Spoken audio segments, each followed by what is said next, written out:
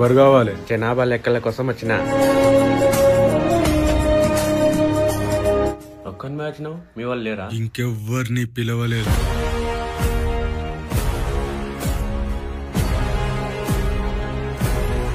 అవును, మీరేమిటోళ్ళు? శౌర్యాంగులం. మీ ఊళ్ళో మొత్తం ఎంతమంది ఉంటారు? కాన్సార్లో క్యాలిక్యులేటర్ పెట్టుకొని ఏమీ లెక్క పెట్టలేము.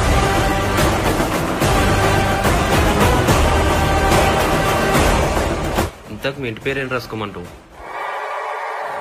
నా కళ్ళల్లో ఏం కనబడుతుందో అదే రాసుకో.